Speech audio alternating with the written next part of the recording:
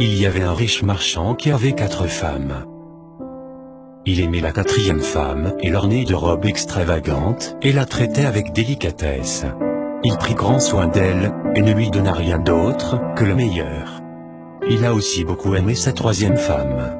Il était fier d'elle et a toujours voulu la montrer à ses amis.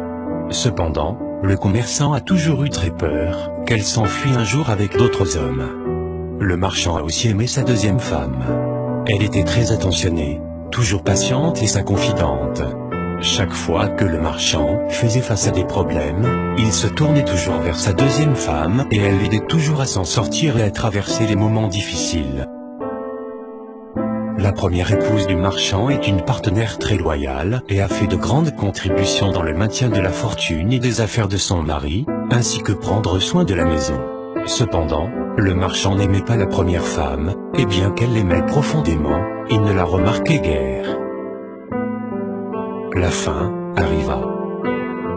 Un jour, le marchand est tombé malade. Peu de temps après, il savait qu'il allait bientôt mourir. Il pensa à sa vie luxueuse et se dit : maintenant j'ai 4 femmes avec moi.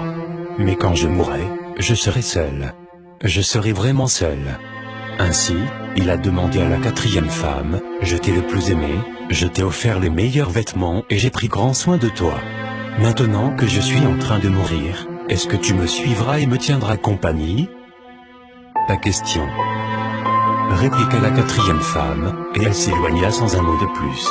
La réponse était comme un couteau aiguisé dans le cœur du marchand.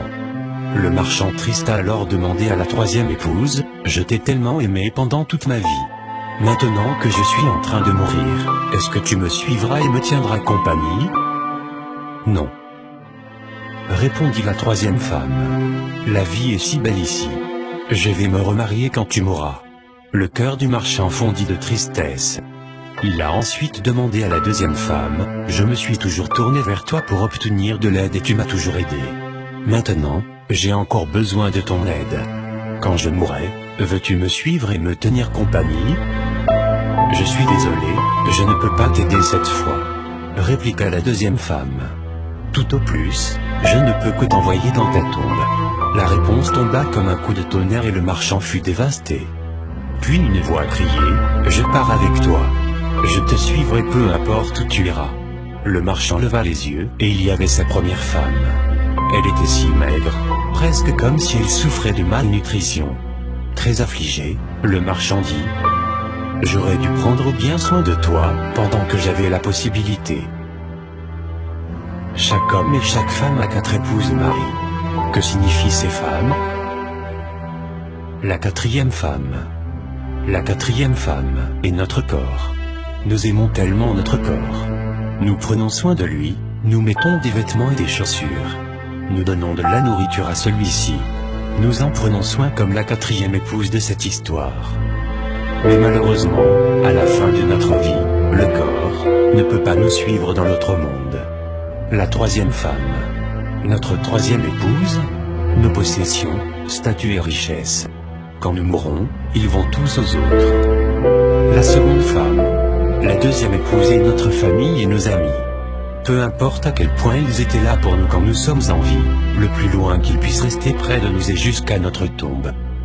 La 1re femme, la 1re épouse est en fait notre âme, souvent négligée dans notre quête de la matière, de la richesse et du plaisir sensuel.